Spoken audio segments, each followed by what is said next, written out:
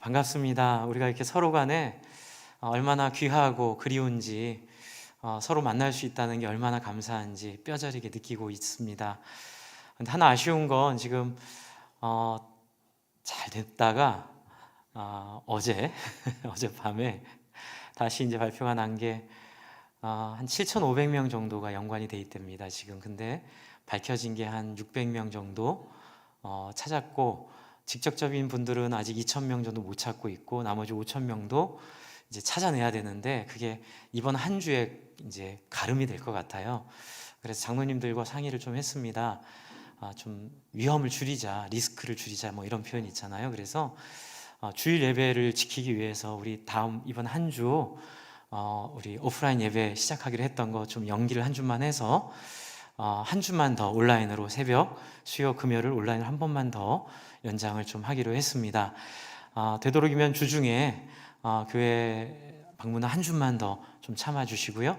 다음 주일날 좀 상황이 다 찾아서 다 관리가 돼서 우리가 이제 통제가 된다는 소식이 확실히 들려서 주중 예배도 우리 함께 열 수 있도록 좀 여러분 함께 마음으로 모아주시고, 좀 너무 서운하지 않도록 저희가 이제 내일부터 모이면 좋겠는데, 이제 상황이 이렇게 되니까 이제 모이면 매일 소독을 해야 되는데, 또 새벽에도 저희가 체크하고 해야 되는데 저희가 도저히 그럴 만한 여력도 없고요. 저도 이번 코로나 한 70일 동안 저도 정말 조심했습니다. 사람도 안 만나고요.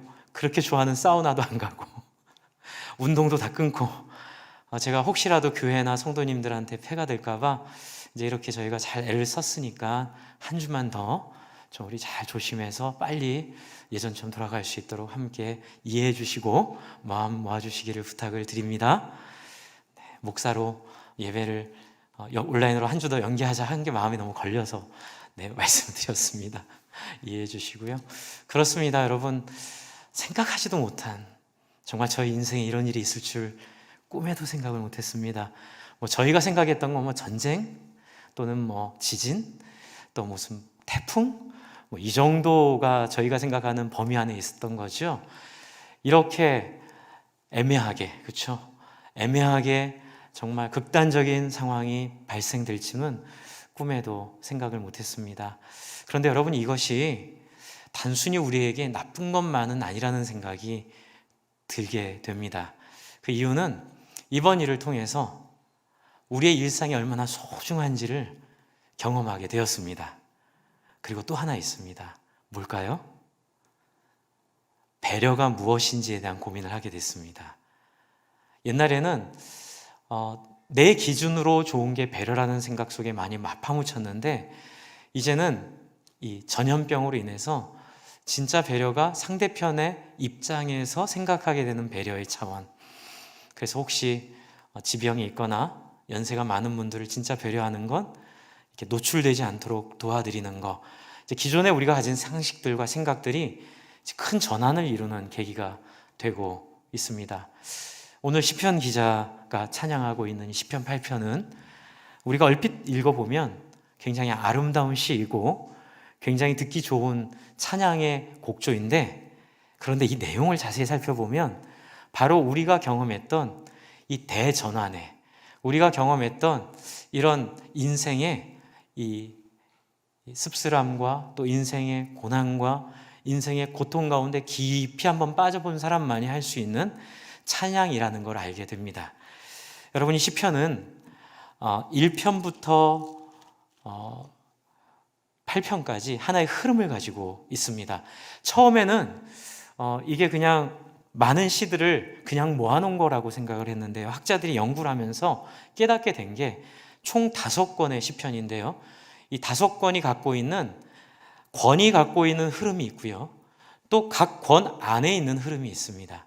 그런데 지금 이 1권인 시편 1편부터 오늘은 이제 8편 얘기를 하니까요, 8편까지 내용을 보면 우리가 지금 겪고 있는 코로나 사태의 그 경험과 비슷한 인생 경험이 이 안에 놓여 있다는 걸 알게 됩니다.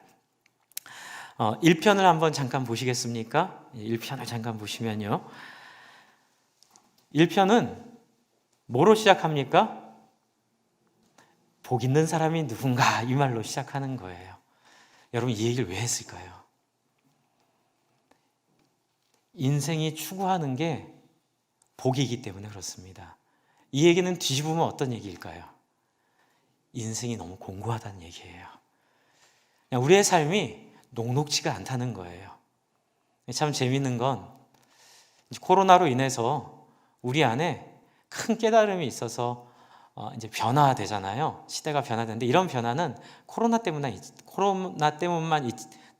있지 않습니다. 이 변화는 흑사병 때도 있었대요. 여러분, 흑사병 때에 큰 변화가 있었습니다.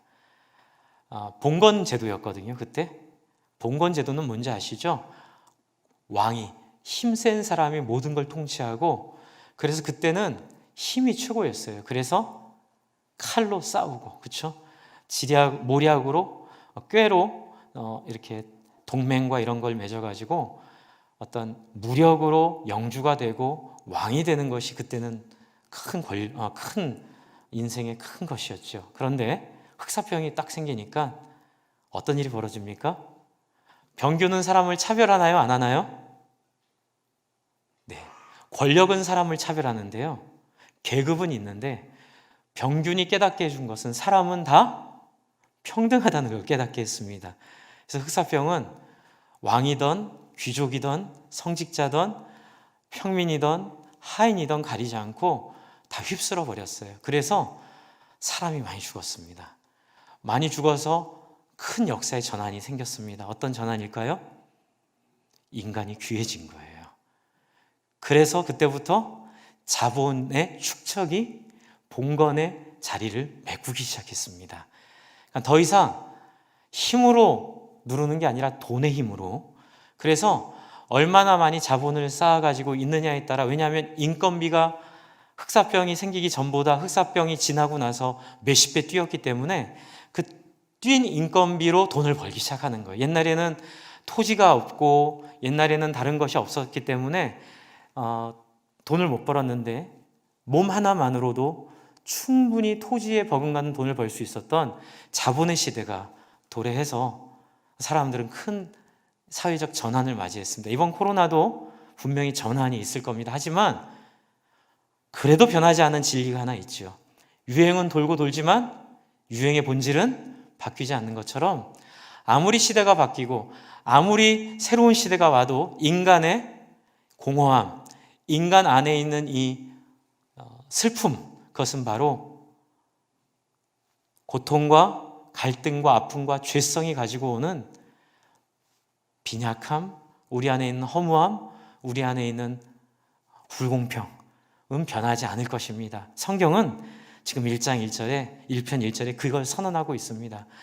너희가 아무리 시대가 바뀌고 아무리 새로운 세상이 오고 아무리 새로운 변화가 와도 우리는 늘 복에 목말라 할 거다.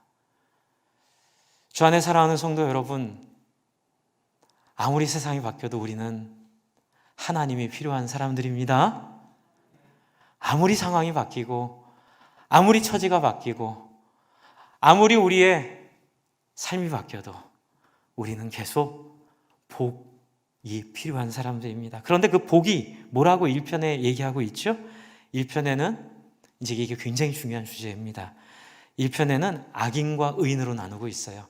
세상은 봉건제도 하에서는 왕과 백성으로 나뉘었다면, 자본주의에서는 자본가와 노동자로 나뉘었다면, 하나님의 나라는 그렇게 나누지 않습니다. 하나님의 나라의 기준은 악인과 의인입니다.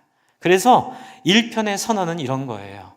죄된 세상 가운데 살고 있는 우리에게 우리의 기준이 돌고 도는 유행처럼 바뀌는 것이 아니라, 우리의 기준은 어떤 사람이 복 있는 사람이죠? 2절입니다.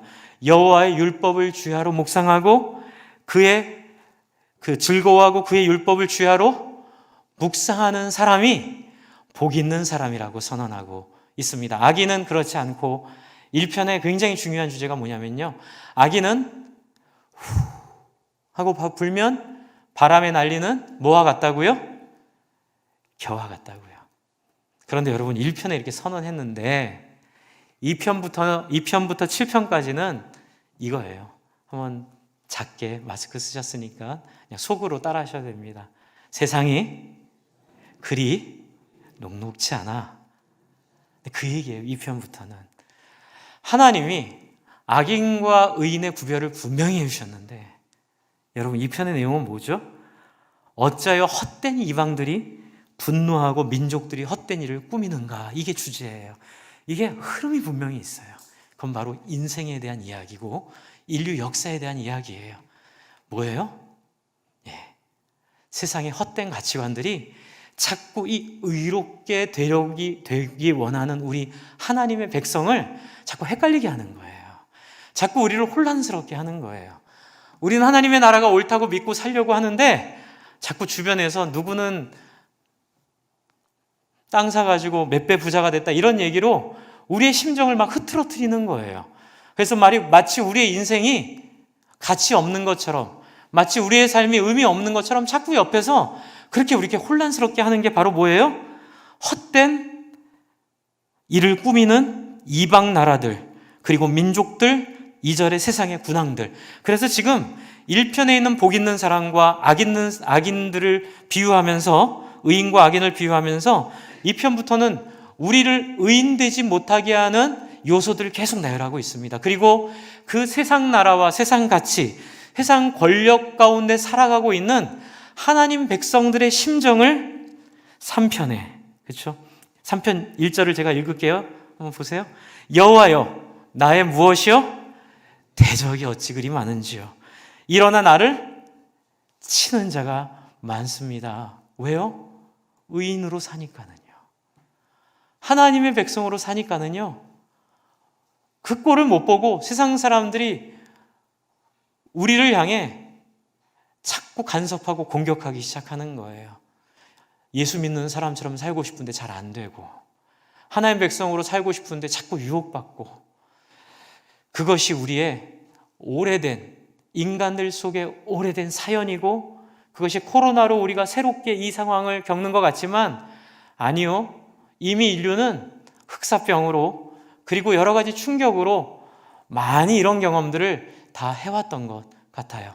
그런데도 불구하고 여러분, 이 세상의 어두움과 악함은 끊이지 않습니다. 계속 우리를, 코로나 시대가 왔다고 하지만 물론 긍정적인 점은 제가 말씀을 드리겠지만, 그럼에도 불구하고 우리의 죄로 인한 또 코로나 시대의 부정적인 면들이 우리에게 분명히 나타날 거예요. 이태원 사건도 그렇죠. 그렇죠? 부정적인 사건들이 분명히 있을 텐데 우리는 늘 거기에 노출되어 살고 있습니다. 3편에 보면 나를 대적하는 자에 대한 기도, 그리고 4편 1절을 보세요. 내 의의 하나님이여, 내가 부를 때 응답하소서. 왜요? 곤란 중에 있는 거예요. 의인들이 이렇다는 거예요. 지금 1편에 의인은 누구인가 선언해놓고, 복 있는 사람이 누구인가 선언해놓고, 그런데 우리의 현실은, 우리의 상황은, 하나님이 섭리하시는 우리의 삶은 하나님의 뜻 가운데서 이런 세상 사람들의 곤란과 세상 사람들의 공격과 어려움 속에 시달리고 있는 것이 현실임을 우리에게 보여주고 있습니다. 그래서 또 5편을 보시면 5편의 1절을 같이 한번 읽어볼까요? 우리 너무 자주 하는 찬양의 가사지요. 5편 1편을 읽겠습니다. 시작. 여호와여, 나의 말에 귀를 기울이사 나의 심정을 헤아려 주소서. 하나님, 너무 힘듭니다. 우리의 단순히 종교가 옳고 그름만의 얘기가 아니라 마음을 만져주고, 하나님께서 우리의 심정을 헤아려 주시고 우리의 중심을 만져주시는 이야기들이 나오고 있고요. 이제 6편에는 우리 새벽 기도 때 말씀 나눴죠? 6편은 뭐죠? 네, 단조로 부르는 노래예요. 왜요? 병에 걸렸거든요. 병에 안 걸리고 좀 잘 살았으면 좋겠는데 의인이, 복 있는 사람이 병에 걸리는 거예요. 그래서 이 병 가운데 하나님 앞에 자기를 돌아보며 자기를 겸허하게 관찰하며 하나님께 나아가고 있는, 지금 어떻게 보면 1편에 이야기한 악인과 다른 의인의 심정과 중심과 모습이 코로나 시대를 맞이하는 우리들에게 마치 너희도 이런 태도로 코로나 시대를 지내라라고 말씀하고 있는 것 같이 느껴지는 거예요. 7편은 여러분, 병만 있나요? 억울한 일 많으시죠? 죄송한 표현 쓰겠습니다. 더럽고 치사한 일 많으시죠? 세상 살아보면요. 이런 억울하고 속상하고 힘든 일들에 대한 고백이에요. 여러분, 이런 내용들을 쭉 이렇게 돌아봤을 때 우리는 결국 시편 8편 1절에 여호와 우리 주의 이름이 온 땅에 어찌 그리 아름다운 주의 영광이 하늘을 덮었나이다라는 고백이 그냥 세상 물정 모르고 세상 경험 없는 어린아이가 아유 참 아름다워요라고 하는 말이 아니라는 걸 알게 되는 거죠. 여러분, 이 고백은 어떤 고백일까요?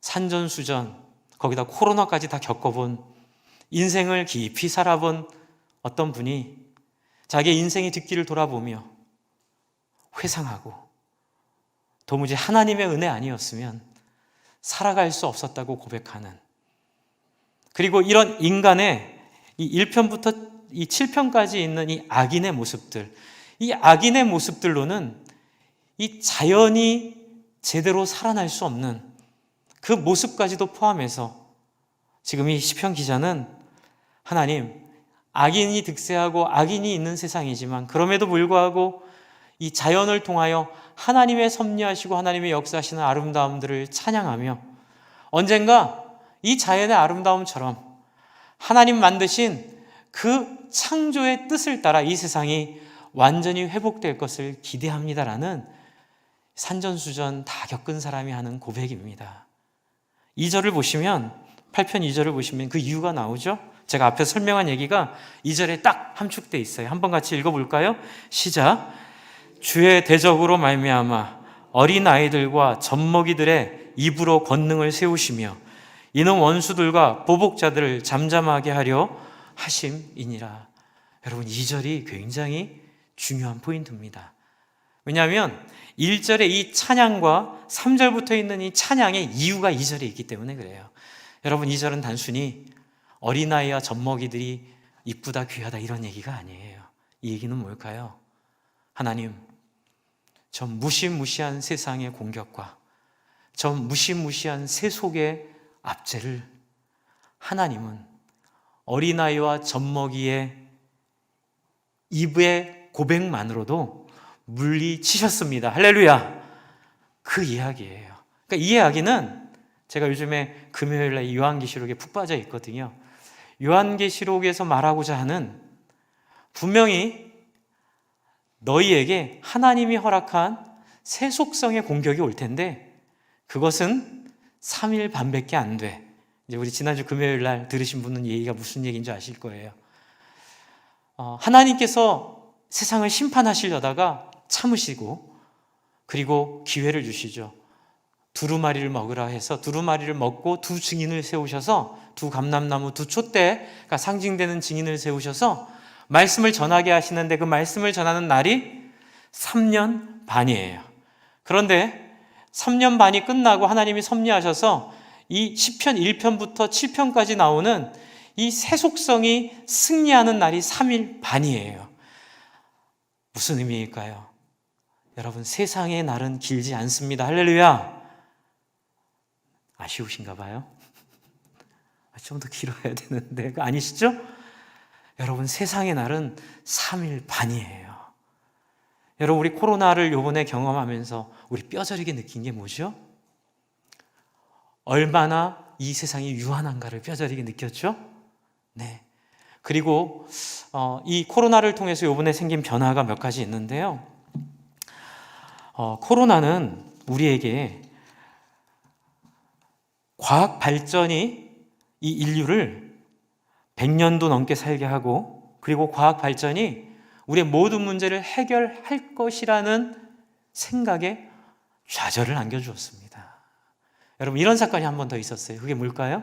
세계 1차, 2차 대전이었어요.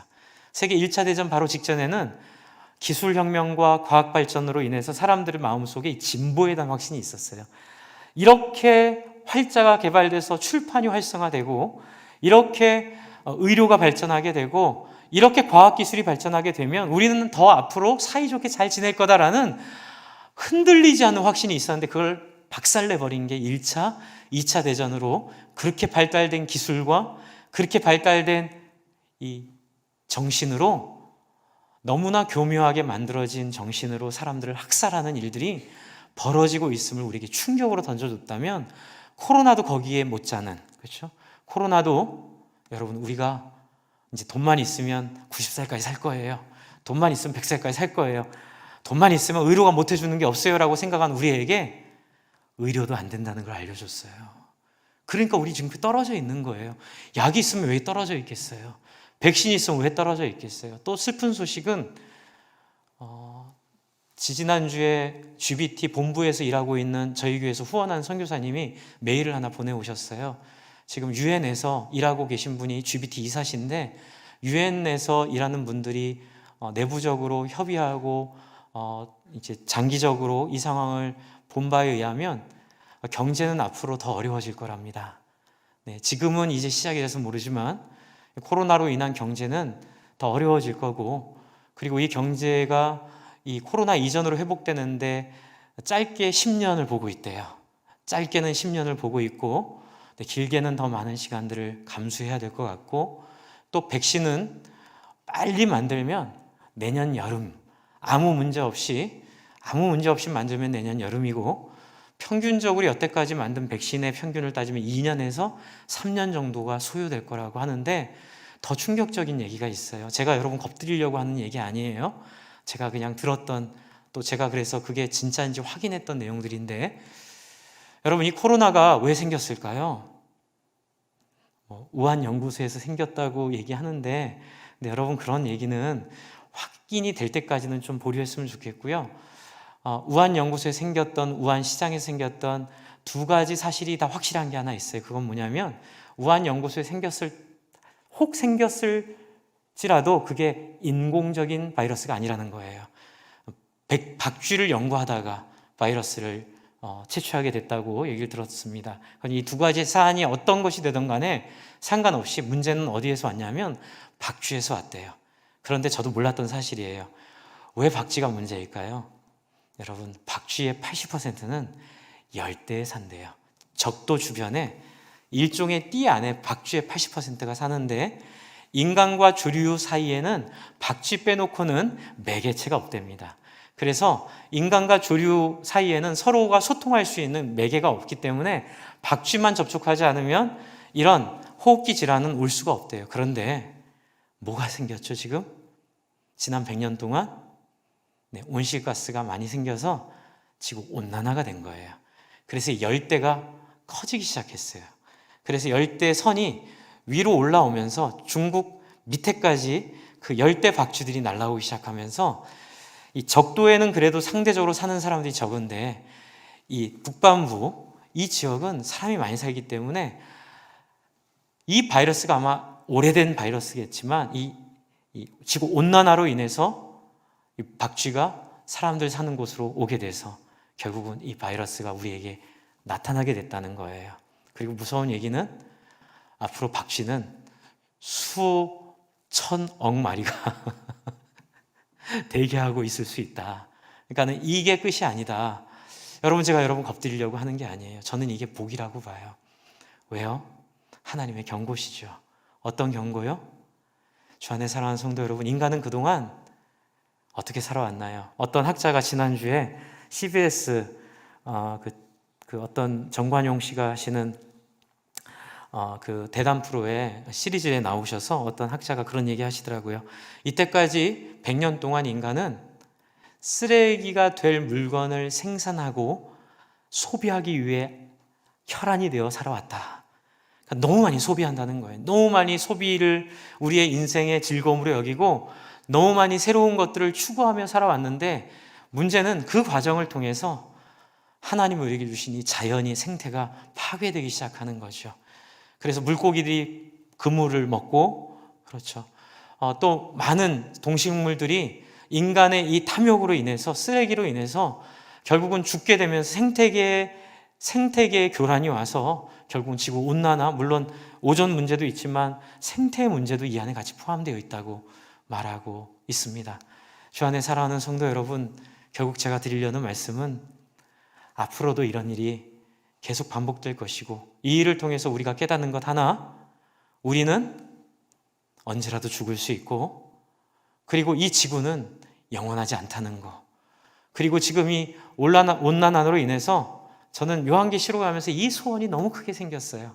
주님, 빨리 오십시오. 너무 기대감이 드는 거예요. 죄송합니다. 코로나 때문에 힘드실 텐데 저는 코로나를 향한 기대가 하나 있어요. 그건 뭐냐면 주님 오실 것에 대한 기대예요. 그리고 또 하나는 그동안 많은 성도님들이 이 극단의 소비와 극단의 자본주의 속에 그것이 다인 것처럼 알고 살았던 우리의 상식이 깨어지도록 하나님 도와주셔서 하늘을 한번 볼 수 있는 여유를 주십시오. 한번 인생을 돌아볼 수 있는 마음을 주십시오. 한번 내 삶을 하나님 앞에 비춰볼 수 있는 생각을 허락해 주십시오. 그래서 혼자 있는 시간에 좀 말씀도 보고, 혼자 있는 시간에 기도도 하고, 혼자 있는 시간에 하나님 앞에 자기 자신을, 자기의 인생의 의미를 물어보며 나아갈 수 있는 계기가 되기를 기도합니다. 근데 이게 저절로 되지는 절대로 않습니다. 여러분, 코로나 시대가 왔다고 그 교수님들은 방송에 나오셔서 이번 시대는 자기 성찰이 더 많이 나올 거고 이번 시대는 더 사람들이 성숙할 거고 말씀하시는데 저는 그 말씀 믿지 않습니다. 왜요? 인간은 그런 존재가 아니에요.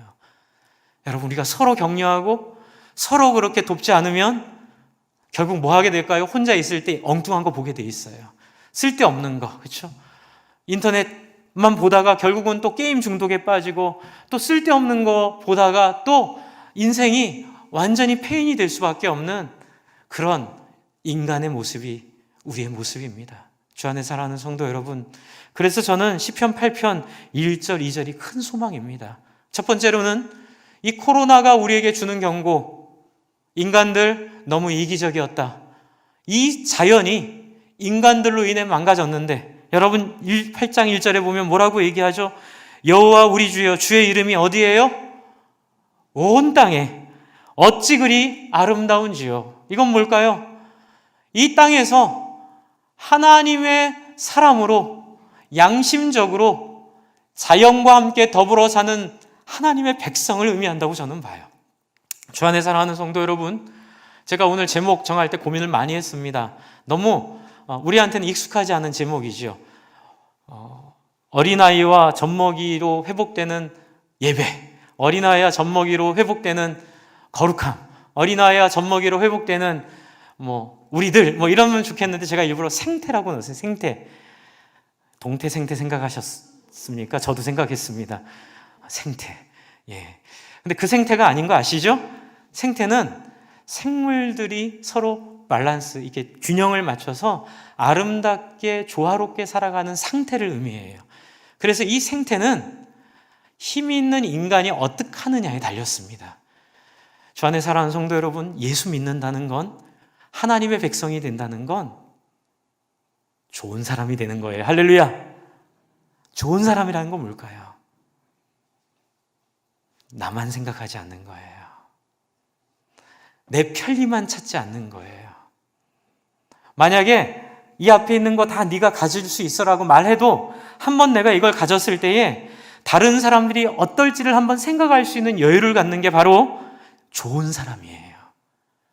그런데 우리는 불행하게도 얼마 전에 우리 이 한국의 가장 큰 2개 교단 중에 한 교단에 속해 있는 어떤 교회 목사님이 제가 봤을 때는 다단계랑 똑같더라고요. 왜 교회를 그렇게 했는지 모르겠어요.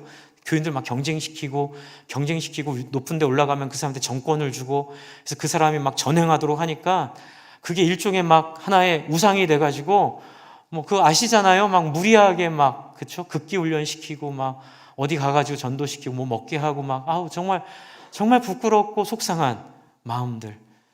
왜 그런 일이 벌어졌을까요? 신앙이 좋은 사람이 돼야 된다는 걸 잃었기 때문에 그래요. 신앙이 소비해야 된다. 신앙이 하고 싶은 거 다 하게 할 수 있다라는 이 악인이 하는 생각을 했기 때문에 그런 잘못된 교회, 잘못된 모습으로 드러나게 된 거예요. 교단한테는 죄가 없어요. 죄가 있다면 그 목사님이 말씀을 잘 이해하지 못했던 거고, 그리고 그런 목사님을 잘 보지 못한 성도들에게 실수가 있겠죠. 너무 그 교단을 뭐라 하지 마세요. 그분의 문제예요. 주 안에 사랑하는 성도 여러분, 우리 안에 그런 위험은 없나요? 혹시 신앙을 좋은 사람이 되는 데 관심을 갖지 않고 이 자연을 섬기고 이 자연을 잘 관리하고 이 자연을 잘 보살필 생각은 하지 않고 그냥 나만 좋으면, 내 복이 좋으면 산도 깎아도 되고, 내가 복이 좋으면 다 내 마음대로 누려도 되고, 내가 좋으면 다 마음대로 하고 싶은, 그래서 혹시 예수 믿지는 않나요? 그렇다면 지금이라도 마음을 바꾸셔야 합니다. 그게 하나님의 나라가 아니에요. 그건 2절에 나와 있는 원수들과 보복자들의 삶이에요. 1편부터 7편까지 그렇게 하나님의 백성들을 괴롭히고 시험에 들게 하고 어렵게 했던, 돈 없다고 무시하고 자기 하고 싶은 대로 마음껏 살고 자기 원하는 대로 다 말하고 자기 원하는 대로 싸우고 자기가 하고 싶은 대로 소송하고 자기가 하고 싶은 대로 사람들에게 내가 누군지를 보여주겠어라고 말하는 사람들이 바로 이 원수들과 보복자들이에요. 그런데 하나님 나라의 백성들은 그냥 당하는 거죠. 오른뺨을 치면 왼뺨을 내놔야 되고, 오리를 가자면 십리를 가야 하고. 왜 그럴까요? 왜요? 한 명이 그런다면 의미가 없겠지만 100명이 그렇다면 하나님의 나라에 소망이 생기기 때문에 그렇습니다. 제 말씀 무슨 얘기냐면 한두 명만 그렇게 사는 게 아니라는 거예요. 이미 하나님의 나라의 상식이고 하나님 나라가 하나님 나라 될 수 있는 가장 유일한 기본이, 한번 같이 해주실래요? 다른 사람과 함께 더불어 사는 삶. 내 생각만 하지 말고. 그래서 지난주 제가 우리 교육자들이랑도 한 8편, 9편 됐는데 너무 좋아요. CBS에 여러분 20분씩 나와서 교수님들이 코로나 시대 어떻게 할 것인가라는 이 대담을 하시는데 너무 탁월하더라고요. 한번 들어보세요. 제가 목자방에 한번 올려드릴게요. 이제 그 얘기를 하시더라고요. 코로나 시대는 다른 사람을 배려하는 것을 생각할 것이다. 그래서 저는 하나님 드디어 재림 바로 직전에 마지막 부흥의 시대가 올 줄로 믿습니다. 이 코로나로 인해서 사람들이 한번 자기 인생을 돌아보게 되고, 그렇죠? 솔직히 말씀드릴게요. 목회하는데 제일 어려웠던 것 중에 하나가 너무 이 시대 사람들이 소비에 열광하고 여행에 열광하는 게 너무 어려웠어요. 여행도 적당히 다니면, 소비도 적당히 하면 복이 되거든요. 그런데 마치 1년에 한 번 해외를 안 나가면 큰일 나는 것처럼 사는 사람들을 볼 때에, 물론 그렇게 하고 신앙도 잘하면 좋은데 그렇게 안 되더라고요. 그냥 관심이 온통 이미 40년, 50년 전에 영국, 유럽 쪽 얘기였죠. 온통 사람들의 관심이 어떻게 살 건지가 아니라 어떻게 놀 건지, 어떻게 즐길 건지. 내년에는 코타키나블루를 가자. 내년에는 사이판을 가자. 온통 한 해의 삶이 다음에 어디로 놀러 갈 건지에 집중되어 있을 때에 영국 교회가 저렇게 힘들게 무너져 버린 것처럼, 주 안에 사랑하는 성도 여러분, 여행 가십시오. 너무 저를 무섭게 째려보지 마세요. 네, 죄송합니다. 저는 여러분 여행 간다 그랬을 때 얼마나 기도하는 줄 아세요? 네, 가서 하나님의 은혜를 충분히 누리고 오시라고 저는 축복하고 기도합니다. 오해하지 마세요. 네, 저는 여러분 지지합니다. 그러나 이거 하나 기억해 주세요. 거기에 너무 몰입하지 마세요. 네. 기계 매년 새로 나오는 맥북으로 바꾸는 사람들도 있고요. 물론 필요할 때가 있어요. 우리 이기준 집사님처럼 정말 영화 만들고 이런 분들은 6개월에 한 번씩이라도 해야 되는데 그런 일이 아닌데, 그렇죠? 자기 일도 아닌데 취미로 해서 온통 모든 관심이 새로운 기계 뭐가 나왔나 적당히 해야 될 것 같아요. 저희 옛날에 제 아는 분 중에 6개월마다 한 대씩 바꾸는 분 봤습니다. 네, 6개월마다. 네, 우리 집사님이 그러시더라고요. 술 안 먹는 대신에 봐주기로 했다고. 근데 그것도 일종의 중독이에요. 네. 혹시 예배 시간에 제 얼굴이 신차로 보일 수도 있잖아요. 그렇죠? 그런 우리의 모든 소비에 대한 관심, 소비에 대한 집중 열심을 여러분 조금 한 걸음 떨어져서, 여행 갈 수 있으면 가시고요. 하지만 여행을 위해 살지 마시고요. 소비를 하시고요. 하지만 소비를 위해 살지 마시고요. 왜요? 소비의 끝은 생태를 파괴하고 우리를 결국 다 같이 죽게 하고 원수들과 보복자들, 여러분 요한계시록 읽어보십시오. 하나님이 어떻게 그들을 심판하시는지, 하나님이 어떻게 그들을 멸하시는지, 그들은 흔적도 남지 않고 기억에도 남지 않는 먼지와 같이 사라지게 될 존재라고 하나님께서 우리에게 알려주고 계시잖아요. 그들의 시간은 3일 반이니라. 할렐루야! 우리의 시간은 7년이고 우리의 시간은 그것과 비교할 수 없는 영원의 시간이고, 아까 전에 말씀드린 그 대담에 또 좋은 얘기가 나왔는데, 그게 뭐냐면 이제 코로나 시대에 바라기로는 사람들이 소비에서 즐거움을 찾지 말고 인생의 보람된 인생, 뿌듯한 인생을 한번 생각할 수 있는 기회가 될 거라고 얘기를 하시더라고요. 주 안에 사랑하는 성도 여러분, 보람 있는 인생으로 하나님 앞에 여러분을 드렸으면 좋겠습니다. 그럼 그 보람이 뭘까요? 정리하면 3절부터는 아주 쉬워요. 1절, 2절이 해결됐기 때문에 3절부터는 주의 손가락으로 만드신 주의 하늘과 주께서 베풀어 두신 달과 별들을 내가 보오니. 여러분 4절을 보시면 이제 제가 설명드렸으니 이해가 되시죠? 4절의 얘기가요. 사람이 무엇이기에 주께서 그를 생각하시며 인자가 무엇이기에 주께서 그를 돌보시니까. 이게 뭐예요? 1940년도에 태어나가지고 6.25 전쟁 겪고, 군사 독재 겪고, IMF 겪고, 금융위기 겪고, 말년에 코로나까지. 저희 아버지가 40년대생이시거든요. 이 40년대생들은요, 수천 년을 살면서 겪을 경험을 그냥 몰아서 하셨어요. 너무 고생 많으셨는데 박수 한번 쳐드리죠. 우리 어머니, 아버지 40년대생들 너무 인생에 너무 큰 일을 너무 많이 겪으신 거예요. 여러분, 그런 분만이 이 4절의 의미를 알 거예요.